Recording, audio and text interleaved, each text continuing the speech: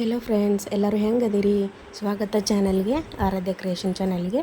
ಎಲ್ಲರೂ ಚೆನ್ನಾಗಿದ್ದೀರಿ ಅಂತ ಹೇಳಿ ಅನ್ಕೋತೀನಿ. ಇದು ನಮ್ಮ ಮನ್ಯಾಗ ಶ್ರಾವಣ ಸೋಮವಾರ ದಿನ ಮಾಡಿರುವಂತಹ ಪೂಜೆ, ದೇವರ ಪೂಜೆ ಇದು. ಹಂಗೆ ನಾವು ದೇವ್ರಿಗೂ ಹೋಗಿದ್ವಿ.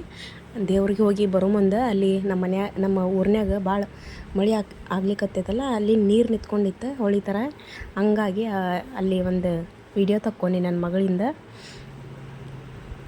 ಇವತ್ತು ಕುಂಬಳಕಾಯಿ ಗಾರ್ಗಿ ಹೆಂಗೆ ಮಾಡೋದು ಅಂಥೇಳಿ ನಿಮ್ಮ ಜೊತೆ ಶೇರ್ ಮಾಡ್ಕೊಬೇಕಂತೇಳಿ ಅನ್ಕೊಳಕತ್ತೇನೆ ನಾನು. ಕುಂಬಳಕಾಯಿ ಗಾರ್ಗಿ ಮಾಡೋಕ್ಕೆ ಒಂದು ದೊಡ್ಡದು ಕುಂಬಳಕಾಯಿ ತೊಗೊಂಡಿನಿ. ಯಾಕಂದ್ರೆ ಒಂದು ದೊಡ್ಡದು ಯಾಕೆ ತೊಗೊಂಡೇನಂದ್ರೆ ನಮ್ಮ ಮನ್ಯಾಗ ಭಾಳ ಮಂದಿ ಇದ್ದೇವೆ ನಾವು. ಹಾಗಾಗಿ ನಾವು ಒಂದು ತೊಗೊಂಡೇನಿ. ನೀವು ಅದ್ರಾಗಿಂದ ಅರ್ಧ ತೊಗೊಂಡ್ರೂ ನಡಿತೈತಿ. ಅದನ್ನು ಹಿಂಗೆ ತುರ್ಕೊಂಡು ಇಟ್ಕೊಂಡಿದ್ದೇನೆ. ಅದಕ್ಕೆ ಇಷ್ಟು ಬೆಲ್ಲ ನಾ ಎಷ್ಟು ಕುಂಬಳಕಾಯಿ ತೊಗೊಂಡೇನಿಲ್ಲ ಅಷ್ಟು ಬೆಲ್ಲ ತೊಗೊಂಡೇನಿ, ಕರಿ ಬೆಲ್ಲ.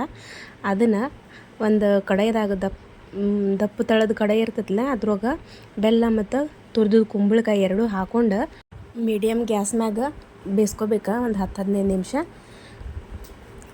ಒಂದು ಬಟ್ಲು ಕುಂಬಳಕಾಯಿ ತುರಿದು ತೊಗೊಂಡ್ರಂದ್ರೆ ಒಂದು ಬಟ್ಲು ಬೆಲ್ಲ ತೊಗೋಬೇಕು. ನಿಮ್ಗೆ ತಿನ್ನೋ ಮುಂದೆ ಸಿಹಿ ಬೇಕಂತಂದ್ರೆ ಒಂದು ಬಟ್ಲು ತೊಗೋರಿ. ಇಲ್ಲ ಒಂದು ಈಟ ನಮಗೆ ಸಿಹಿ ಜಾಸ್ತಿ ತಿನ್ನಂಗಿಲ್ಲ, ಕಡಿಮೆ ತಿಂತೇವೆ ಅಂತಂದ್ರೆ ಒಂದು ಬಟ್ಲಕ್ಕಿಂತ ಒಂಚೂರು ಕಡಿಮೆನ ತೊಗೋರಿ. ಈಗ ಅದನ್ನು ಚಂದಂಗೆ ಮೀಡಿಯಮ್ ಗ್ಯಾಸ್ನಾಗನ ಕುದಿಸ್ಕೋಬೇಕು. ಒಂದು 10 ನಿಮಿಷನಾಗ ಅಂದ್ರೆ ಕುದಿತೈತಿ. ಅದು ಬೆಲ್ಲೆಲ್ಲ ಕರಗಿದ ಮ್ಯಾಗ ಚಂದಂಗೆ ಕುಂಬಳಕಾಯಿ ಕುದ್ದು ನಿಮಗೆ ಗೊತ್ತಾಗ್ತೈತಿ ನೋಡಿ. ಬೆಲ್ಲ ಇನ್ನೂ ಒಂದು ಇಟ್ಟಿಟ ಹಂಗೆ ಐತಿ. ಅದೆಲ್ಲ ಚೆನ್ನಾಗಿ ಕರಗಿದ ಮ್ಯಾಗ ಕುಂಬಳಕಾಯಿ ಸಾಫ್ಟ್ ಆದ್ಮ್ಯಾಗ ನಾ ಇಲ್ಲಿ ದೊಡ್ಡ ಕುಂಬಳಕಾಯಿ ತೊಗೊಂಡೇನಿ. ಯಾಕಂದ್ರೆ ನಮ್ಮ ಮನ್ಯಾಗ ಮಂದಿ ಜಾಸ್ತಿ ಅದಾರ ಅಂಥೇಳಿ ದೊಡ್ಡ ಕುಂಬಳಕಾಯಿ ತೊಗೊಂಡೇನಿ. ನಿಮ್ಮ ಮನ್ಯಾಗ ಅಷ್ಟೇ ಒಂದು 2-3 ಮಂದಿ, ಒಂದು 4-5 ಮಂದಿ ಇದ್ರಿ ಅಂದ್ರೆ ನೀವು ಅರ್ಧನೂ ತೊಗೋಬೋದು. ತುರಿದ ಮೇಲೆ ಅದಕ್ಕೆ ಎಷ್ಟು ಆಗ್ತೈತಿಲ್ಲ, ಒಂದು ಬಟ್ಲಿಗೆ ತುರಿದಿದ್ದು ಕುಂಬಳಕಾಯಿಗೆ ಒಂದು ಬಟ್ಲು ಬೆಲ್ಲ ಹಂಗೆ ಹಾಕ್ಕೊಂಡೇನಿ ನಾನು. ಯಾಕಂದ್ರೆ ನಮ್ಮ ಮನ್ಯಾಗ ಒಂದಿಟ್ಟು ರುಚಿ ಸಿಹಿ ಭಾಳ ಬೇಕಾಗ್ತೈತಿ. ನಿಮಗೆ ಭಾಳ ಸಿಹಿ ಬಾಯಿ ಹಿಡಿತದ ಅಂತ ಹೇಳಿ ಅನ್ನಿಸ್ತಂದ್ರೆ ಒಂದಿಟ್ಟು ನೀವು ಬೆಲ್ಲ ಕಡಿಮೆನೂ ಮಾಡ್ಕೋಬೋದು. ಮತ್ತು ಇದ್ರೊಳಗನ ನಾನು ಒಂದಿಟ್ಟು ಉಪ್ಪು ಹಾಕ್ಕೊಂಡೇನಿ, ರುಚಿಗೆ ತಕ್ಕಷ್ಟು ಉಪ್ಪನ್ನು ಹಾಕ್ಕೊಂಡಿದ್ದೇನೆ. ಆಮೇಲೆ ಗಾರ ಆದ ಬಳಿಕ ಈಗ ಇದು ಬಂದೈತ್ರಿ.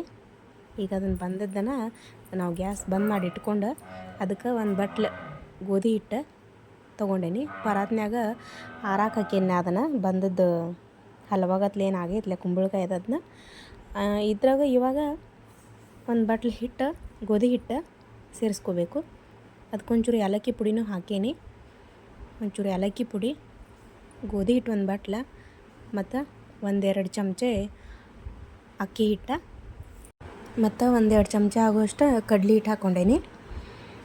ಕಡ್ಲೆ ಹಿಟ್ಟು ಹಾಕಿ ಇದನ್ನ ಈಗ ಚೆಂದಂಗೆ ನಾದ್ಕೋಬೇಕು. ಗೋಧಿ ಹಿಟ್ಟು ಮೊದಲ ಒಂದೇ ಬಟ್ಲು ಹಾಕ್ಕೊಂಡೇನಿ. ಆಮೇಲೆ ಅದು ಭಾಳ ಇನ್ನೂ ತೆಳ್ಳಗಿತ್ತಂದ್ರೆ ಮತ್ತು ನೋಡ್ಕೊಂಡು ಗೋಧಿ ಹಿಟ್ಟು ಹಾಕೋತೇನೆ. ಗಟ್ಟಿ ಆಗ್ಬೇಕದ. ಕನಕದ ಗತ್ಲೆ ನಾದ್ಕೋತೇವಲ್ಲ ನಾವು ಇದನ್ನ, ಈಗ ಅದು ಗಟ್ಟಿ ಆಗ್ಬೇಕು. ಗಟ್ಟಿ ಆಗೋತಕ್ಕ ನೀವು ಗೋಧಿ ಹಿಟ್ಟು ಹಾಕೋಬೇಕು. ಮೊದಲು ಒಂದೇ ಬಟ್ಲು ಹಾಕ್ಕೊಂಡು ನೋಡಿನಿ ನಾನು. ಆಮೇಲೆ ಮತ್ತೊಂದು ಬಟ್ಲು ಹಾಕಿ ಒಟ್ಟು 2.5 ಬಟ್ಲು ಗೋಧಿ ಹಿಟ್ಟು ಹಾಕ್ಕೊಂಡೇನಿ. ನಿಮ್ಗೆ ಎಷ್ಟು ಬೇಕಾಗ್ತೈತ್ಲೆ ನಾದ್ಕೊಂಡು ನೋಡಿ, ಎಷ್ಟು ಹಿಟ್ಟು ಬೇಕಾಗ್ತೈತ್ಲೆ, ಎಷ್ಟು ಹಿಟ್ಟು ಅದಕ್ಕೆ ಹಿಡಿತೈತ್ಲೆ ಗಟ್ಟಿ ಆಗೋ ಮಟ್ಟ ಅಟ್ಟು ಹಾಕ್ಕೊಂಡು ಚೆನ್ನಾಗಿ ಅದನ್ನು ನಾದ್ಕೋರಿ. ಹಿಂಗೆ ಗಟ್ಟಿ ಆಗೋಂಗೆ ನಾದ್ಕೊಂಡೇನ. ಈಗ ಅದು ಎಷ್ಟು ಗಟ್ಟಿ ಆಗೈತೆ ಅಂತ ಹೇಳಿ ನಿಮ್ಗೆ ತೋರಿಸ್ತೀನಿ ನೋಡಿರಿ. ಚಪಾತಿಗಿಂತನೂ ಗಟ್ಟಿ ನಾದ್ಕೋಬೇಕು. ಯಾಕಂದ್ರೆ ಇದಕ್ಕೆ ನಾವು ಹಿಟ್ಟು ಹಚ್ಚಿ ಲಟ್ಸಂಗಿಲ್ಲ, ಹಂಗೆ ಎಣ್ಣೆ ಹಚ್ಚಿನ ಲಟ್ಸ್ಕೊತೇವಲ್ಲ, ಹೀಗಾಗಿ ಚಪಾತಿಗಿಂತನೂ ಗಟ್ಟಿ ನಾದ್ಕೋಬೇಕು. ಈಗ ಇದನ್ನ ಬಾಜುಗೆ ತೆಗೆದಿಟ್ಟು ಒಂದು ಸಣ್ಣ ನಿಂಬೆಕಾಯಿ ಅಷ್ಟು ಒಂದಿಟ್ಟು ಹಿಟ್ಟು ತೊಗೊಳೋದು. ಅದನ್ನು ಒಂದಿಟ್ಟು ಅದಕ್ಕೆ ಎಣ್ಣೆ ಹಚ್ಕೊಳ್ಳೋದು. ಮೇಲೆ ಕೆಳಗೆ ಎಣ್ಣೆ ಹಚ್ಕೊಂಡು ನೀವು ಹಿಂಗೆ ತಟ್ಕೊಂಡ್ರೂ ನಡಿತೈತಿ, ಇಲ್ಲಾಂದ್ರೆ ಅದನ್ನ ಲಟ್ಸ್ಕೊಂಡ್ರೂ ನಡಿತೈತಿ. ನಾ ಇಲ್ಲೇ ಲಟ್ಸೇನಿ, ಒಂದಿಟ್ಟು ತಟ್ಟದಂಗೆ ಮಾಡಿ ಅದನ್ನ ಲಟ್ಸೇನಿ. ಮತ್ತು ಹಿಂಗೆ ಇಲ್ಲಾರ ದೊಡ್ಡದೊಂದು ಚಪಾತಿಗೆ ದೊಡ್ಡದೊಂದು ಉಂಡೆ ತೊಗೊಂಡು ಅದನ್ನು ದೊಡ್ಡದೊಂದು ಲಟ್ಸ್ಕೊಂಡು ಅದ್ರ ಮೇಲೆ ಗಸಗಸಿ ಹಾಕಿ ಒಂದು ಸಣ್ಣದ ಬಟ್ಲ ತೊಗೊಳೋದು. ಸಣ್ಣ ಬಟ್ಲಲ್ಲಿ ಅದನ್ನ ಅದ್ರ ಮೇಲೆ ಇಟ್ಟಿಟ್ಟು ಹಂಗೆ ಇಟ್ಟಿಟ್ಟು ಅದನ್ನ ಕೊರ್ಕೊಳ್ಳೋದು. ಅಂದ್ರೆ ಒಂದು ದೊಡ್ಡ ಚಪಾತಿಗತ್ಲೆ ಲಟ್ಸ್ಕೊಂಡು ಅದ್ರ ಮೇಲೆ ನೀವು ಬಟ್ಲ ಇಟ್ಟಿಟ್ಟು ಹಿಂಗೆ ಕೊರ್ಕೊಂಡ್ರೆ ಅಂದ್ರೆ ನಿಮ್ಗೆ ಒಮ್ಮೆಗೆ ಭಾಳ ಗಾರಿಗೆ ತಯಾರಾಕ್ಕವ. ಇಲ್ಲಾಂದ್ರೆ ಸಣ್ಣ ನಿಂಬೆಕಾಯಿ ಗಾತ್ರಕ್ಕೆ ಒಂದು ಹಿಟ್ಟು ತೊಗೊಂಡು ಅದನ್ನೂ ಲಟ್ಸ್ಕೊಂಡು ನೀವು ಹಂಗೂ ಮಾಡ್ಕೋಬೋದು. ಅದಕ್ಕೆ ಮ್ಯಾಲೆ ಒಂದಿಟ್ಟು ಗಸಗಸೆ ಹಚ್ಕೋಬೇಕು. ಗಾರ್ಗಿಗೆ ಗಸಗಸೆ ಇದ್ರನ ರುಚಿ.